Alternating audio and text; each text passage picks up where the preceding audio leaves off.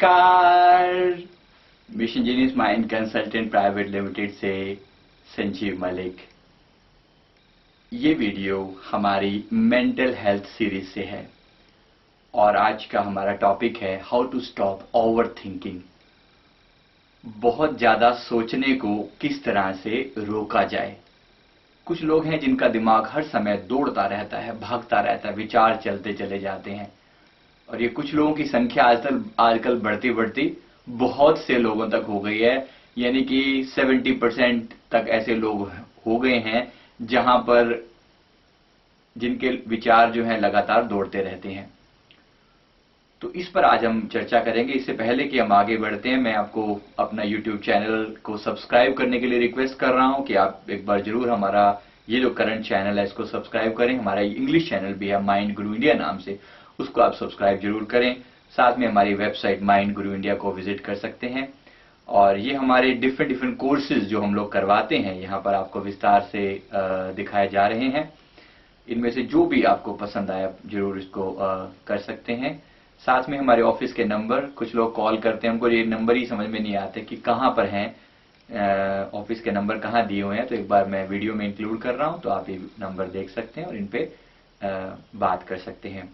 और आज का हम टॉपिक शुरू करते हैं, हैबिट ऑफ ओवर थिंकिंग, फालतू सोचने की आदत।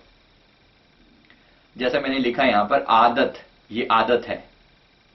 तो कैसे पड़ती है और क्यों पड़ती है, थोड़ा इसके बारे में भी हम विचार करते हैं। इसी टॉपिक को मैं अलग अलग नाम से लिख सकता हूं। यानी एंजाइटी के जो पेशेंट होते हैं, जिनको हमेशा नेगेटिव विचारों का प्रवाह जिनके मन में चलता रहता है, नेगेटिव या पॉजिटिव, अगर विचारों का प्रवाह चलता रहता है तो इसको हम एंजाइटी का ही नाम देंगे। इंसोम्निया यानी नींद ना आना से छुटकारा, यही वीडियो टॉपिक जो है, ये सारे टॉपिक इसमें कवर्ड हैं। इसी टॉपिक को आप अलग अलग तरीकों से समझ सकते हैं। मन को शांत कैसे रखें, कुछ लोग ऐसे सर्च करते हैं, कुछ लोग ऐसे जानना चाहते हैं। तनाव मुक्त कैसे हों, ये सारे के सारे टॉपिक इसी चीज से जुड़े हुए हैं। पुरानी यादों से कैसे छुटकारा पाया जाए, स्ट्रेस को कैसे मैनेज किया जाए और वर्तमान में कैसे जिया जाए, खुश कैसे रहा जाए और ध्यान कैसे किया जाए। ध्यान रखना, यही टॉपिक जो है ध्यान का भी टॉपिक है कि प्रेजेंट मोमेंट में कैसे रहा जाए। तो इस चीज को मैं अलग अलग तरीकों से एक्सप्लेन कर रहा हूं यहां पर। सबसे पहले एक बार ओवर थिंकिंग के इस हैबिट को समझते हैं, क्या होता है। पहली बात तो ये एक आदत है, जैसे मैंने कहा आदत, रेपिटेशन जो है, विचारों में दौड़ते चले जाना, सोचते चले जाना, जहां या तो पास्ट की बातें याद करते चले जाना और या फ्यूचर के बारे में सोचते चले जाना। जहां हम पास्ट की बात करते हैं तो जो ओवर थिंकिंग है इसको ये डिप्रेशन में कन्वर्ट हो जाती है, और जब फ्यूचर की बात आती है तो यही ओवर थिंकिंग जो है वो एंजाइटी में कन्वर्ट हो जाती है कि मेरे साथ ऐसा ना हो जाए दोबारा से। नेगेटिव विचार आगे के लिए प्रोजेक्ट कर दिए जाते हैं और पास्ट और फ्यूचर दोनों आपस में इतना इंटरलिंक्ड है कि या पास्ट जाए या फ्यूचर जाए, दोनों ही बातें हमें स्ट्रेस पैदा करती हैं, हमारे मन में परेशानी पैदा करती हैं। इससे चिंता करना या तनाव में रहना जो इसी के ही आउटकम है, इसी से ही पैदा होते हैं। मेडिकल लैंग्वेज में इसे रियूमिनेटर कहा जाता है। जो बहुत सोचने वाले लोग होते हैं, ये भी एक वर्ड है उनके लिए। ओवर थिंकिंग जैसे मैंने वर्ड यूज किया, ऐसे रियूमिनेटर भी एक वर्ड है इन्हीं लोगों के लिए। ऐसे लोग अपनी पुरानी गलतियों से भी परेशान रहते हैं, तो पास्ट की प्रॉब्लम से खोए रहते हैं या आसपास की चीजों से वो तनावग्रस्त रहते हैं। आसपास में कुछ भी उल्टा सीधा हो रहा है, देश ठीक नहीं चल रहा, सरकार ठीक नहीं है, क्रिकेट में हम पिछड़ रहे हैं, स्पोर्ट्स में हम ठीक काम नहीं कर रहे, करप्शन बढ़ता जा रहा है, ऐसी व्यर्थ की बातों में भी दुनिया भर की इन्वॉल्वमेंट, यानी ऐसी बातों से जिनसे आपका इमीडिएट कोई कनेक्शन नहीं है। ठीक है, अगर वो समस्या है तो किसी के लिए जरूर है और वो सुलझाई जानी चाहिए, लेकिन आपके लिए क्या इमीडिएट प्रॉब्लम ये है? शायद नहीं। तो इसको समझना बहुत जरूरी है कि क्या हम किस तरह की बातों में अटकते हैं। थोड़ा और सोचते हैं इसके बारे में। ओवर थिंकर लोगों के साथ एक प्रॉब्लम क्या होती है, जहां उनको टाइम मिलता है, जहां वो अकेले होते हैं, तुरंत खुद से बात करना शुरू कर देते हैं। जहां अकेले पड़े तुरंत खुद से बात करना शुरू। तो अकेले, जिसको हम एकालाप बोलते हैं, सेल्फ टॉक बोलते हैं। तो सेल्फ टॉक करते हुए कईयों को देखते हैं हम लोग, अपने आप से ही लगे होते हैं, विचार कर रहे होते हैं और सड़क पे चलते हुए भी अपने ख्याल में मगन चले जा रहे हैं, ड्राइविंग कर रहे हैं तब भी ख्यालों का प्रवाह चलता चला जा रहा है, नहा रहे हैं, ब्रश कर रहे हैं, खाना खा रहे हैं, हर वक्त वो विचारों के अंदर घूम रहे हैं। यहां तक कि सो रहे हैं तब भी विचार अपना पीछा नहीं छोड़ते, वो अपना काम करते चले जाते हैं। ये हमने एक आदत बना ली है, विचारों में जीने की आदत बना ली है। और एक समय ऐसा आता है कि ये विचारों से हम छूट पाना बहुत मुश्किल हो जाता है। It just become part of our life. और फिर हम परेशान हो जाते हैं, फिर उसे जो बीमारियां पैदा होती हैं वो सारी एंजाइटी हो गई, इंसोम्निया हो गया, डिप्रेशन हो गया, ओसीडी, ये सब इसी के आउटकम है। Over thinking. तो खुद से बात करना थोड़ा बंद करना पड़ेगा। कैसे करें, उसी पर मैं भी आ रहा हूं, कैसे करें। तो एक बार थोड़ा समझते हैं, ये लोग एनालिस्ट बहुत होते हैं, मतलब एनालिसिस करते रहते हैं अपनी जिंदगी का, क्या मैं ठीक जा रहा हूं, क्या ये काम मैंने ठीक किया, क्या मुझे ऐसा करना चाहिए था, नहीं करना चाहिए था, राइट। इस तरह के विचार चलते रहते हैं। अब साइंटिफिक स्टडी के हिसाब से हमारे मन में एक दिन में 50,000 से लेकर 70,000 विचार आते हैं। अब ये बहुत बड़ा नंबर है, आप समझ सकते हैं। अगर मैं डिवाइड करके देखूं तो एक मिनट में लगभग 35 से लेकर 48 विचार, आप समझ सकते हैं। 60 सेकंड के अंदर, 60 सेकंड में हम 35 विचार बदल रहे हैं। ऐसा वैसा, यहां से वहां से, यहां जा रहा है, ऐसा करना है, वैसा करना है, ये नहीं किया, वो नहीं किया, ये विचार चलते रहते हैं, लगातार दौड़ते रहते हैं। लगभग हर 2 सेकंड में एक विचार चेंज हो जाता है। एक विचार दूसरे विचार की सीरीज को जन्म देता है, उस सीरीज से कुछ तीसरा कन्वर्ट होता है, उससे कुछ चौथा, उससे कुछ पांचवा, और ये सीरीज लगातार चलती चली जाती है। इससे प्रॉब्लम क्या होती है? सबसे पहले तो ये आपकी एनर्जी को सक कर रहे हैं, विचार लगातार खा रहे हैं आपकी। ब्रेन हमेशा चल रहा है तो आपकी एनर्जी को सक कर रहा है। आप हमेशा फटीग में रहते हैं, आप थके हुए महसूस करेंगे। दिमाग की जो नसें हैं उन पर ज्यादा प्रेशर होने की वजह से नसें सिकुड़ने लगती हैं और तरह तरह की बीमारियां जो पैदा कर रहे हैं, जो मैंने अभी नाम लिए, ये तरह तरह की बीमारियां पैदा होने लगती हैं, राइट। और बोझ जो है ना इनके दिमाग पर हमेशा बना रहता है। अब ये लोग कई बार हमारे पास आते हैं हिप्नोथेरेपी करवाने के लिए कि सर मेरे मन से विचार हटा दो। अब एक 10 मिनट की हिप्नोथेरेपी से आपके मन से विचार हटाना बहुत कठिन है। टाइम लगता है उस चीज को समझने में, आपके मन को समझाने में थोड़ा टाइम लगता है, 2-3 सीटिंग लगती हैं। लेकिन मेरा रिक्वेस्ट ये है कि अगर आप ये खुद ही घर पे कर पाए तो बहुत अच्छी बात है। जरूरी नहीं कि आपको कहीं से इलाज ही करवाना पड़े, लेकिन अगर आप अपने आप को खुद ही कंट्रोल कर पाए विचारों को तो बहुत अच्छी बात है। तो एक बार सोचते हैं, इस बात के ऊपर हम आते हैं कि मन इतना क्यों सोचता है, हर वक्त सोचता क्यों रहता है। थोड़ा इसकी अलग अलग बातों पर विश्लेषण करते हैं। मन के अंदर या तो कुछ पुराने दबे हुए भाव हैं, कुछ पुरानी बातें हैं जो हमेशा परेशान करती रहती हैं, कुछ ऐसा पास्ट की यादें हैं जो बहुत दुखी करती हैं। इस विषय पर मेरा एक और वीडियो है, पुरानी यादों से छुटकारा कैसे पाया जाए, उसको हम दूसरे वीडियो में आप देख सकते हैं अगर आप यहां अटके हैं तो। कुछ अधूरी इच्छाएं हैं, इन पर अभी मैं बात करता हूं। कुछ लोग बहुत ज्यादा ओवर इमोशनल होते हैं, कुछ हर बात में परफेक्शन चाहते हैं, वो काम बिल्कुल परफेक्ट होना चाहिए। ये लोग भी बहुत मुसीबत खड़ी करते हैं अपने लिए। कहीं किसी काम में थोड़ी सी भी त्रुटि रह गई, कमी रह गई, उसको पकड़ लेते हैं। अरे ये काम ऐसे ऐसे क्यों नहीं हुआ, उसने ऐसा ऐसे क्यों नहीं कहा, इस काम को ऐसे करना चाहिए था। वो अपने अंदर भी कमियां निकालते रहते हैं। मुझे ऐसा कहना चाहिए था, उसको ऐसा करना चाहिए था, सरकार को ऐसा करना चाहिए, मेरे हस्बैंड को ऐसा करना चाहिए, मेरी वाइफ को ऐसा करना चाहिए, मेरे बच्चों को ऐसा करना चाहिए, मेरे पड़ोसी को ऐसा करना चाहिए, ऐसा नहीं करना चाहिए। इन्हीं बातों में अटके रहते हैं। परफेक्शनिस्ट, हर चीज को एक परफेक्शनिस्ट की नजर से देखते हैं। ये लोग बहुत परेशान रहते हैं। ये भी एक आदत है, ये भी एक हमने अपने आप को बना लिया है, मोल्ड कर लिया है। भविष्य की प्लानिंग करते रहते हैं, या फिर मैं ऐसा कर दूंगा, वैसा कर दूंगा, फिर ऐसा होगा तो मैं ऐसा कर दूंगा, और वैसा होगा तो मैं ऐसा कर दूंगा। मतलब always in a thinking mode. या फिर फीलिंग ऑफ इनसिक्योरिटी, भविष्य को लेकर बहुत बड़ी कोई चिंता रहती है, इनसिक्योरिटी फीलिंग होती है, तो ये लोग बहुत सोचते हैं।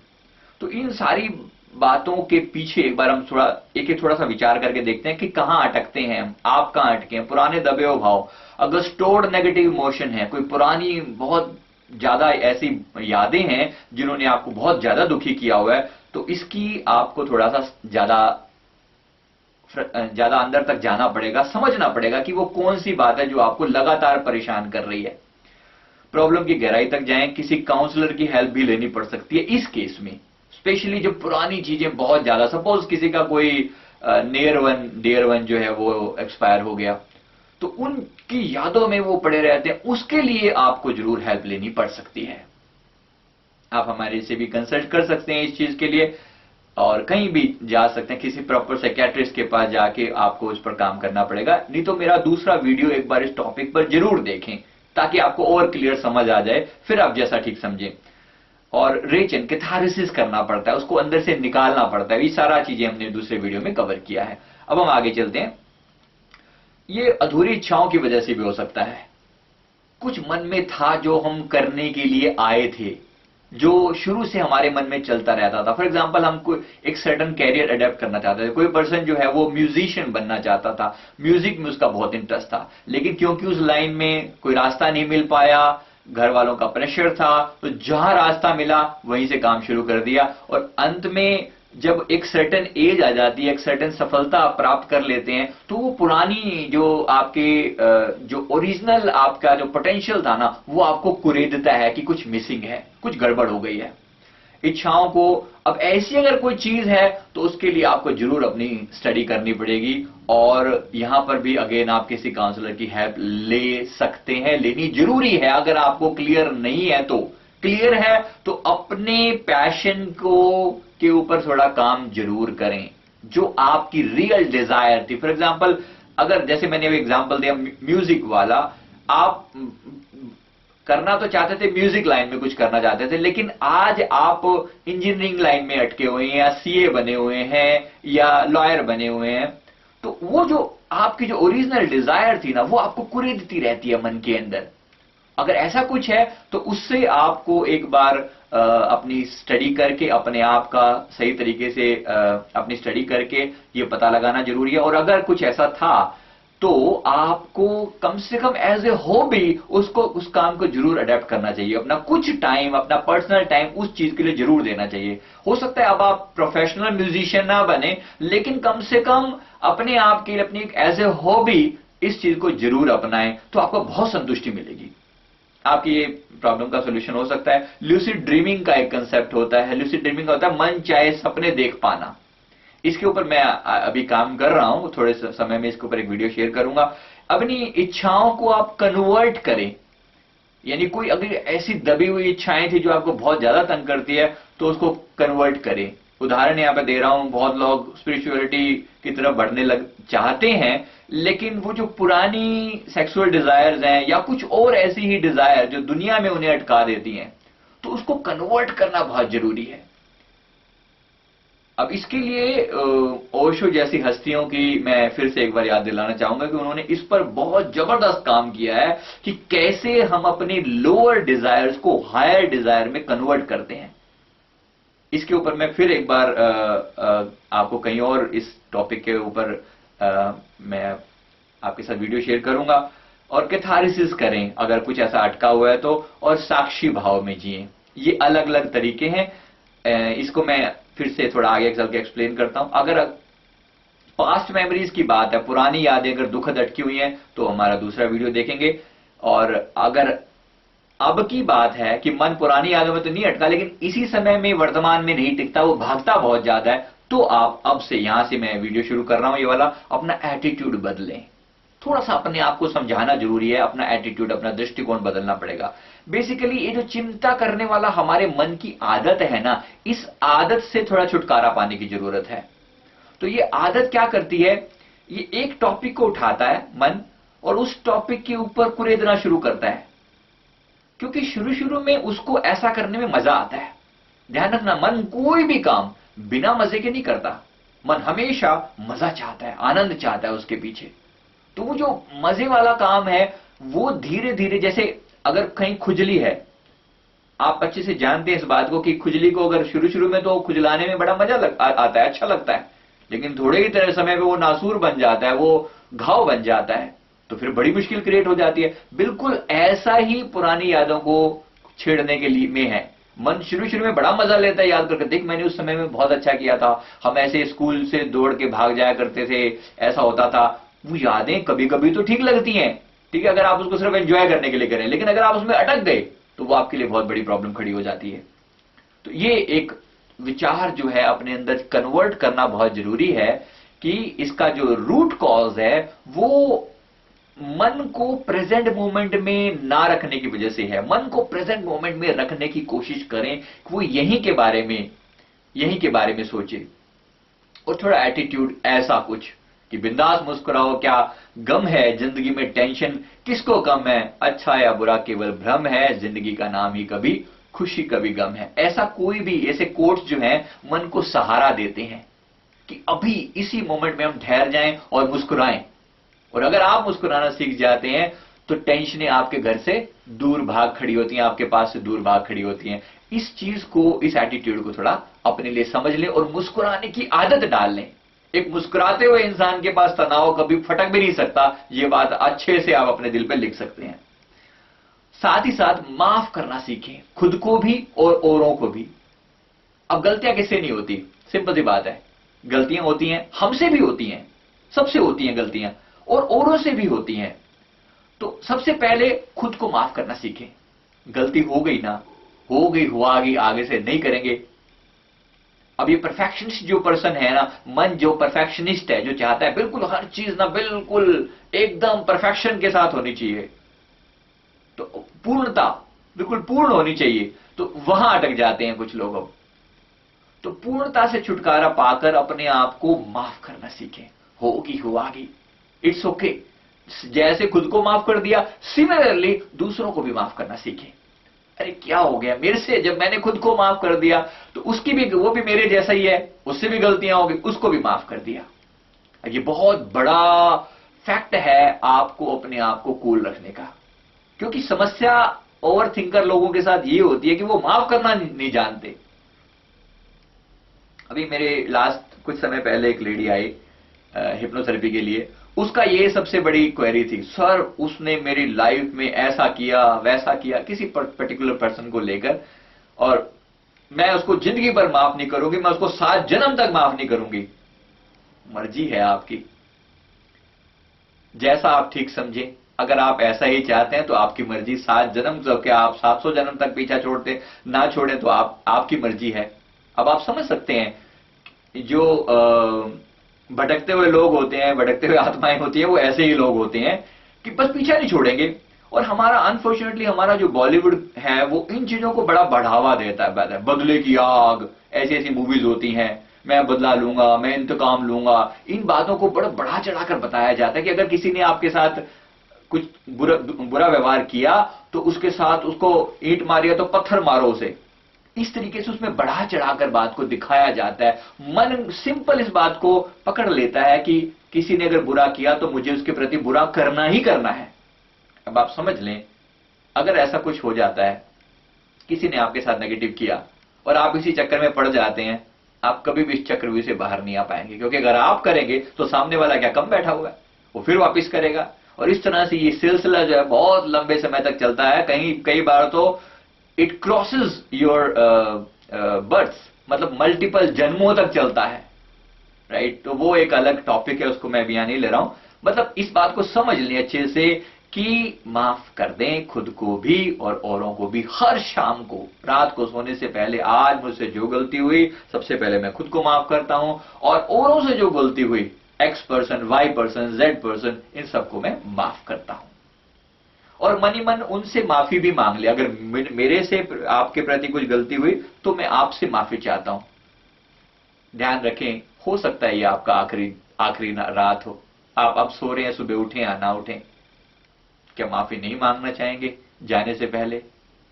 कोई रात तो होगी जो आखिरी होगी, कोई तो ऐसा दिन होगा जो आखिरी होगा। जब ये बात क्लियर है तो इससे पहले कि आपको वो परेशानियां झेलनी पड़े, मन में ग्रज लेकर इस संसार से जाओ, इससे कहीं बेहतर है कि खुद को और औरों को माफ कर दो, अभी से माफ कर दो। तो ये मैंने यहां बेसिक कुछ टॉपिक ली। अब एक और चीज, जैसे मैंने कहा, आपके मन को शांत रखने के लिए, सोचने की आदत को से छुटकारा पाने के लिए रिट्रोस्पेक्शन ऑफ द डे, यानी दिन का पुनर्वलोकन करना बहुत जरूरी है। ये एक बहुत सुंदर प्रोसेस है। इसमें हम क्या करते हैं, बेसिकली आप लिख भी सकते हैं इस चीज को, और आप इसको रिकॉर्ड करके भी कर सकते हैं, या आप अपने ही मन में विचारों को कंक्लूड कर सकते हैं। उदाहरण के लिए पुनर्वलोकन यानी रिट्रोस्पेक्शन ऑफ द डे कैसे होता है। रात को सोने से 1-1.5 घंटा पहले समझ लेट जाएं, और लेट कर एक बार अपना दिन का अवलोकन करें। आज क्या क्या हुआ, सुबह मैं कितने बजे उठा, मैंने कहां गया, कैसे किया, मैंने क्या क्या किया, किस किस तरीके से किस किस से बात करी, वहां कैसे था, यहां कैसे था, ये कैसे हुआ, वो कैसे हुआ। इन सारी चीजों को मैंने एनालिसिस कर लिया एक तरीके से, जल्दी जल्दी जल्दी जल्दी। शुरू में थोड़ा टाइम ज्यादा लगेगा आपको उस चीज को याद करने में, धीरे धीरे आपको इसकी आदत पड़ जाएगी।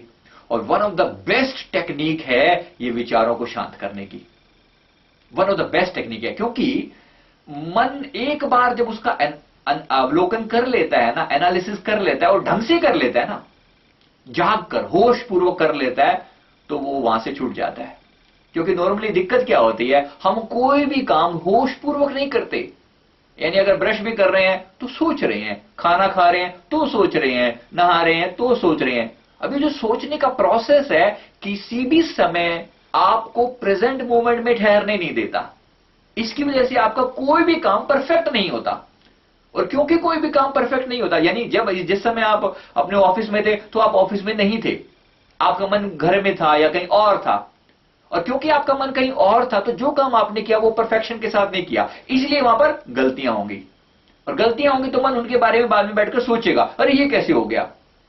होगा तो सही भाई, क्यों नहीं होगा, क्योंकि आप वहां थे ही नहीं, आप पूरी तरह वहां थे ही नहीं। खाना खाते हुए सेम समस्या होती है, खाना खा रहे हैं, लगातार मन दौड़ रहा है इधर से उधर, उधर से उधर, अब वो खाना भी ढंग से नहीं खा रहा, इसलिए खाने के प्रति वो लालच बना रहता है, और खा लूं और खा लूं। जो ज्यादा तनाव वाले लोग होते हैं ना, वो खाते भी ज्यादा है, ये भी आपको समझ में आ जाए। और उसके पीछे यही कारण होता है, क्योंकि जब भी खा रहे हैं वो खाते समय भी वहां प्रेजेंट नहीं है, कहीं और ही भागे हुआ है उनका मन। खाना तो छोड़िए, सोचना सोचना खाना तो बाद की बात है, इतना ज्यादा सोचते रहते हैं कि श्वास भी पूरा नहीं ले पाते, श्वास भी ढंग से नहीं ले पाते, और तब भी सोचते चले जाते हैं। सोच रहे हैं, श्वास भी जल्दी जल्दी में लेते हैं, इतनी जल्दबाजी मचा रखी है मन ने। श्वास भी अगर मैं कहूं कि पूरा श्वास अंदर तक लें और पेट तक भरें और बाहर आने दें, इस प्रक्रिया में आप 20 सेकंड लगाएं। ये बात मैंने एक दूसरे वीडियो में भी एक्सप्लेन कर रखी है। 5 सेकंड में इनहेल करें, 5 सेकंड होल्ड करें, 5 सेकंड में एक्सहेल करें, श्वास को छोड़ें, और 5 सेकंड फिर होल्ड करें, और फिर अगला श्वास शुरू करें। आप 20 सेकंड वाला ये जो प्रोसेस है, दिन में जितनी देर हो सके दोहराएं।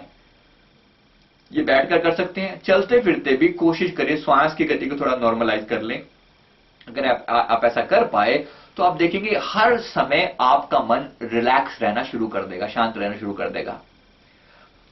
फिर भी अगर दिन में फिर भी गलतियां हुई हैं, कुछ हुआ है, तो पुनरावलोकन जरूर करें। रिट्रोस्पेक्शन से क्या होगा, मन जो है ना चीजों को अरेंज कर लेगा, ऑर्गेनाइज कर लेगा, ऑर्गेनाइज कर लेगा। नहीं, इसको ऐसा नहीं, ऐसा करना चाहिए था। और उस समय क्या करें, एक कॉपी पेन लेकर बैठें। कॉपी पेन में अगर कोई काम अधूरा रह गया था तो तुरंत उसको लिख ले, मन के अंदर उसको खाली ना छोड़ें। कॉपी पेन लेकर बैठना रिट्रोस्पेक्शन का एक मोस्ट इंपॉर्टेंट पार्ट है। उससे क्या होगा, कोई भी काम अधूरा है तुरंत आपने लिख लिया कि ये काम कल करना है, इतने बजे करना है, और चाहे तो मोबाइल में रिमाइंडर लगा लें, अब बच जाएंगे, यहां पर आप इजीली निकल आएंगे यहां से बाहर। इसको आप रिकॉर्ड बोल के भी रिकॉर्ड कर सकते हैं अपने, कि आज दिन में ऐसा हुआ ऐसा हुआ, आप रिकॉर्डिंग भी कर सकते हैं। इससे भी आपके भाव अंदर से जो अटका हुआ था वो निकल जाएगा। अगर आप लिखना चाहें तो लिख भी सकते हैं, इसीलिए पर्सनल डायरी लिखने को इतना ज्यादा महत्व दिया जाता है, क्योंकि उससे आपका मन चीजों को ऑर्गेनाइज कर पाता है। अगर डायरी ना भी लिखें तो आजकल रिकॉर्डर है, उसको रिकॉर्ड कर लें और थोड़े समय बाद डिलीट कर दें, 2-3 दिन बाद उसको डिलीट कर दें, लेकिन एक बार जरूर उसको बोलकर बाहर निकाल लें। ये आपको बहुत रिलैक्स कर देगा, मन को बहुत शांत कर देगा, ये आप जरूर करके देखें। राइट योर थॉट्स, विचारों को लिखें। अब लिखना, जैसे मैंने अभी कहा, लिखने से अवचेतन मन के अंदर छिपी हुई चीजें जो हैं वो बाहर आ जाती हैं। वो आपको जो अवचेतन मन के अंदर छुपा हुआ बातें थी वो बाहर आ जाती हैं, और बाहर आने के बाद वो आपको बार बार तंग नहीं करती। जो अवचेतन मन के अंदर अटका हुआ है वो आपको हमेशा परेशान करता चला जाता है। यानी अंधेरे में जैसे रस्सी को सांप समझकर हम लोग डर जाते हैं, तो वैसे ही वो विचार जो अभी तक अंधेरे यानी अवचेतन मन की गहराइयों में पड़े हुए हैं वो हमें डराते रहते हैं। एक बार उनको लाकर बाहर निकाल लो तो वो डर हमेशा के लिए समाप्त हो जाता है। रस्सी पड़ी हुई थी, आपने लाइट डाली, पता लग गया कि हाँ रस्सी है, बस उसके बाद फिर वो डराती नहीं है। पड़ी है वो, लेकिन डरा नहीं रही। तो इसी तरह से अपने पुराने विचारों को भी एक बार प्रेजेंट मोमेंट में ले आए, चेतन मन में ले आए, तो फिर वो आपको डराते नहीं, आपको परेशान नहीं करते। जैसे मैंने रिट्रोस्पेक्शन के बारे में यहाँ पर थोड़ा विस्तार से लिखा है कि दिन में जो जो घटनाएं हुई उनको आप प्रॉपर तरीके से लिखें या उनको याद करें अपने मन के अंदर। मन में क्या चल रहा था, कौन सी छाप चल रही थी। अगर कोई गलती की तो उसको स्वीकार कर लें और आगे से उसको ना रिपीट करने की अपने साथ दोहराएं, और साथ में आगे के लिए जो है औरों को किसी ने गलती करी तो उसको तुरंत माफ कर दें। तो यहाँ दिन के अंदर ही आपने आज का सारा हिसाब आज ही कंक्लूड कर लिया, तो यहाँ की जो कोई भी चीज जो है वो आगे कैरी फॉरवर्ड नहीं होगी, वो आपको आगे तंग नहीं करेगी। तो ये आपको बहुत हेल्प करती है। अब साथ में ये जो सेल्फ टॉक अपने आप हम लगातार बोलते चले जा रहे हैं, इसके ऊपर अपने विचार से ही इस पर लगाम लगाएं। अपने आप से प्रॉमिस करें कि अब से मैं कम सोचूंगा, जहां तक जरूरत होगी वहीं तक सोचूंगा, जहां जरूरत नहीं होगी फालतू नहीं सोचूंगा। उदाहरण के लिए जैसे मैंने कहा, खाना खा रहे हैं, क्या उस समय सोचना जरूरी है? नहीं जरूरी तो मत सोचें। नहा रहे हैं, नहाएं, एंजॉय करें, क्या उस समय सोचना जरूरी है? नहीं जरूरी। जब सोचना जरूरी है तभी सोचिए ना। ये एक आदत की तरह मत करें इस काम को, हमेशा चल ही रहे हैं। अपने मन को, जब विचार बहुत ज्यादा चल रहे हो तो अपने मन को कहें शट अप, जस्ट रुक जाओ, बस बहुत हो गया, बहुत सुन ली तुम्हारी, बक बक बक बक बक बक किए जा रहे हो। मैं कई बार कहता हूं मन का उपवास रखें, मन का उपवास। मन से बोलना कम करें, मन को साइलेंट मोड पर डाल दें। कुछ ऐसा बटन हो कि मैं प्रेस कर दूं, जहाज चला दूं उसमें, तो साइलेंट मोड पर रहे, बोले ना, फिर वो शांत रहे, टिका रहे। कुछ समय के लिए मन को साइलेंट मोड में डालने की आदत डालनी है। इस पर मैं एक वीडियो शेयर करूंगा, इनर साइलेंस के नाम से मैंने डाला भी है पहले एक टॉपिक इस पर। इनर साइलेंस या मौन की ताकत नाम से डाला हुआ है। वो यही है कि अंदर से मन को शांत कैसे रखा जाए और इसकी आदत डाली जाए। अभी आप इस वीडियो को देखते हुए आप भी करके देख सकते हैं। क्या 1 मिनट के लिए मन को शांत रख सकते हैं? कोशिश करें, you will find it out. वो करें जो आप दिल से करना चाहें। मन में बहुत कुछ ऐसा चलता रहता है जो हम दिल से जब करना चाहते हैं, अगर वो नहीं हो पाता तो फिर वो विचारों का रूप ले लेता है और मन में दौड़ता चला जाता है। तो कोई एक काम ऐसा करें जो आप दिल से करना चाहें, आपकी हॉबी जो आपको अच्छी लगे, जो कोई ऐसा काम जहां पर आप पूरी तरह इन्वॉल्व हो जाएं और खुद को भूल जाएं, खुद को पूरी तरह भूल जाएं। कोई एक काम, और एक बार मन को खाली कर लिया, शांत कर लिया, तो फिर फालतू का टॉक्सिफिकेशन मन में ना डालें, टॉक्सिकेशन मन को ना करें, यानी कि फालतू का कचरा जबरदस्ती मत भरें। अब क्या हुआ, इन चीजों में मन को शांत किया, हो सकता है कुछ मेडिटेशन किया, हो सकता है कोई और एक्सरसाइज वगैरह करके मन को शांत किया बड़ी मुश्किल से, और फिर टीवी के सामने बैठ गए। अरे ये फिर वहीं पहुंच गए हैं हम, क्योंकि टीवी का अपना एक लेवल है, वो लगातार आपके मन के अंदर कचरा कहीं ना कहीं डाल ही रहा है, कोई ना कोई नेगेटिव फीलिंग, कोई ना कोई नेगेटिव बात, कहीं ना टीवी, न्यूज़पेपर या व्हाट्सएप या ये सब चीजें, कभी कभी लगता है हम स्ट्रेस रिलीज करने के लिए इनका यूज कर रहे हैं। अगर आप देखेंगे ना अपने जीवन में, तो यही चीजें आपके जीवन का सबसे बड़ा स्ट्रेस बन चुकी हैं आज के समय में। ख्याल रखिएगा जो मैं कह रहा हूं, यही चीजें आपके लिए सबसे बड़ा स्ट्रेस बन चुकी हैं। किसी ने व्हाट्सएप पे कुछ नेगेटिव कमेंट डाल दिया, फेसबुक पे कुछ नेगेटिव कमेंट डाल दिया, और आप उसको लेके सोचे चले जा रहे हैं, परेशान हो रहे हैं। Be careful. जिस बंदे ने आज तक कभी आपको देखा नहीं, आपने जिसको कभी देखा नहीं, उसने कुछ डिसलाइक कर दिया आपकी किसी पोस्ट को, उसको लेकर लोग परेशान घूम रहे होते हैं। और सुसाइडल थॉट्स आने शुरू हो जाते हैं। बड़ा फनी लगता है मुझे ये बात कहते हुए कि इतना लोग इन्वॉल्व हो चुके हैं इन चीजों के अंदर, उसी के अंदर बिल्कुल लगातार सोचते मैं ऐसे लिखूं, मैं वैसे लिखूं, मैं कैसा दिखूं, मैं लोगों के सामने कैसे अपनी सेल्फी डालूं, लोग मुझे लाइक करें। वो सारी जिंदगी जो है ना इन चीजों के पीछे अटक गई है। ये कचरा है, कचरा। लिटरली मैं इसे कचरा कहता हूं, क्योंकि जीवन में हमने कुछ अपनी मर्जी से नहीं कर रहे हैं, ये लोग हमें ड्राइव कर रहे हैं। कोई हमें लाइक कर देता है, हम फूल जाते हैं, कोई डिसलाइक कर देता है, हम सिकुड़ जाते हैं। ये कौन सी मालकियत हुई?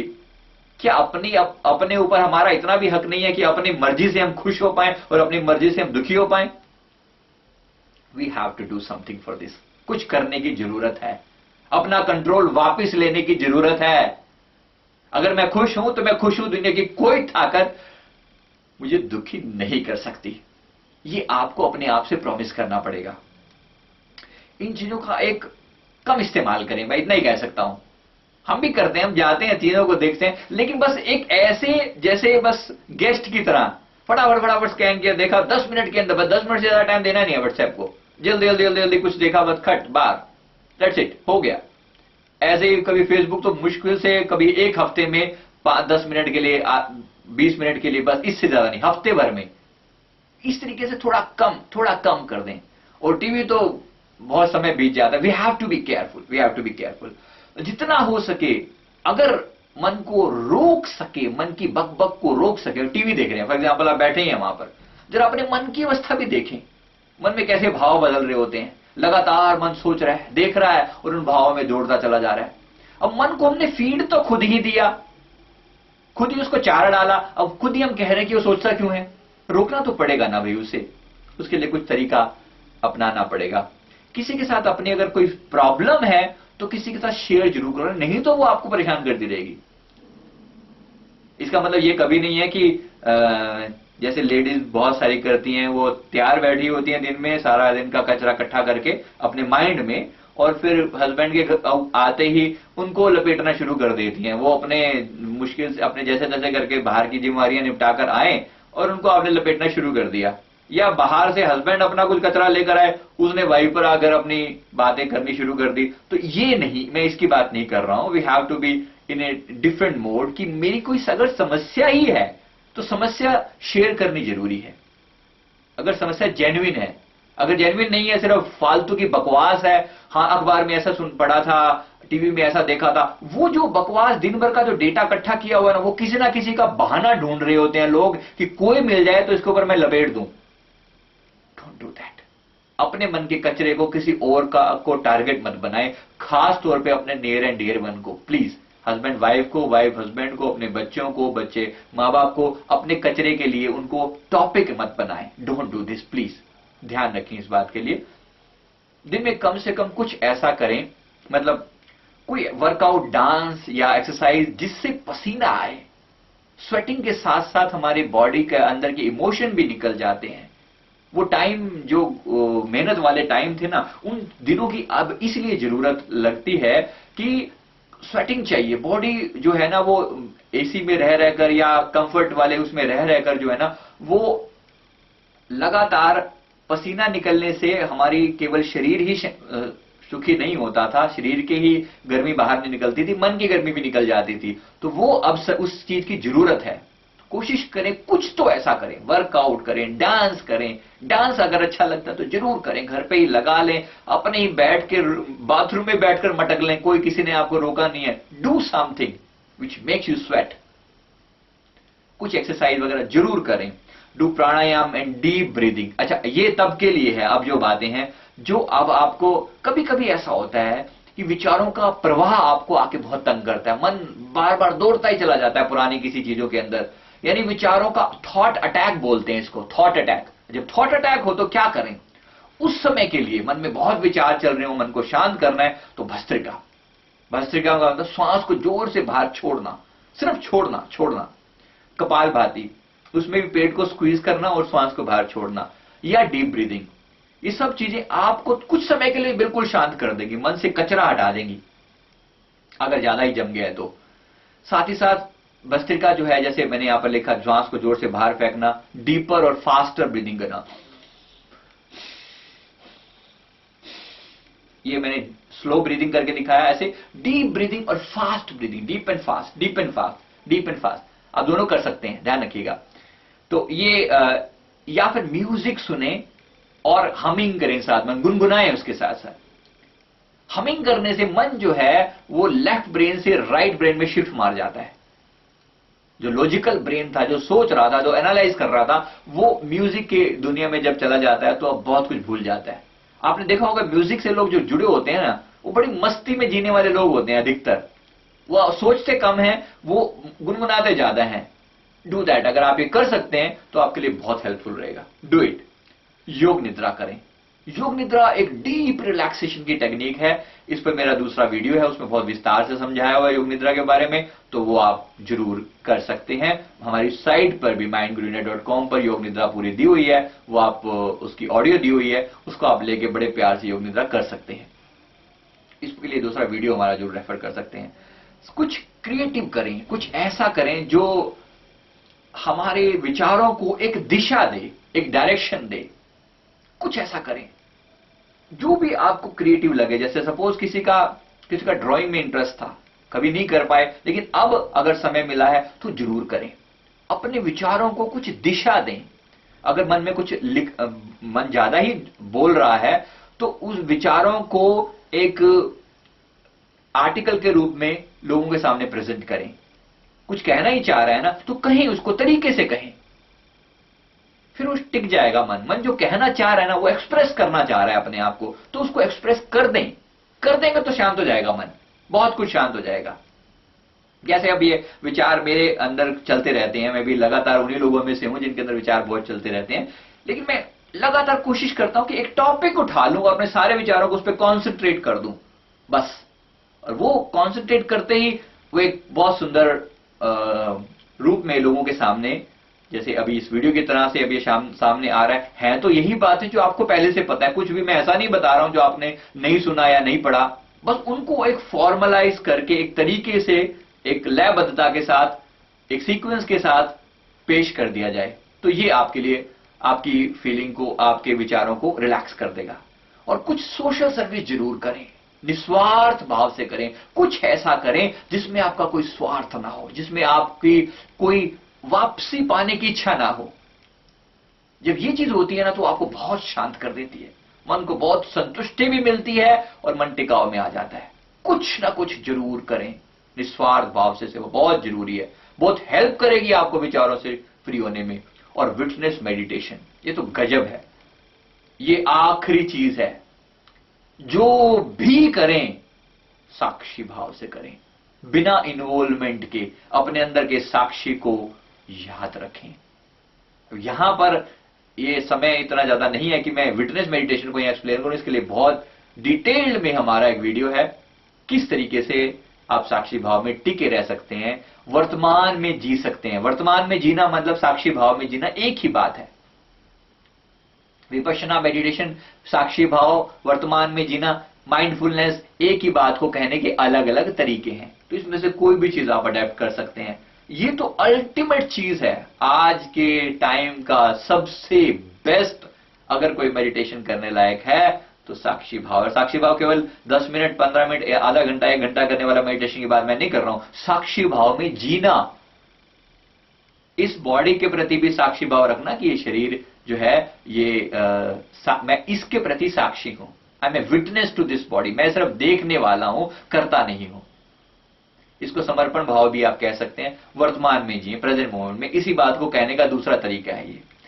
तो मैं उम्मीद करता हूं कि इस वीडियो ने आपको कहीं ना कहीं जरूर हेल्प की होगी, आपके मन को फॉर्मलाइज करने में, चीजों को एक व्यवस्थित ढंग से आपके मन में पहुंचाने में, और आपको इस टॉपिक के बारे में इंसाइट दी होगी। ये वीडियो आपको पसंद आए तो जरूर लाइक और सब्सक्राइब करना मत भूलिए। हमारे चैनल्स को जरूर सब्सक्राइब करें और हमारी वेबसाइट पर जाकर हमारे विस्तार से हमारे कार्यक्रमों की जानकारी ले सकते हैं। उम्मीद करता हूं इस वीडियो को आप जरूर अपने फ्रेंड्स के साथ भी शेयर करेंगे। Thank you very much.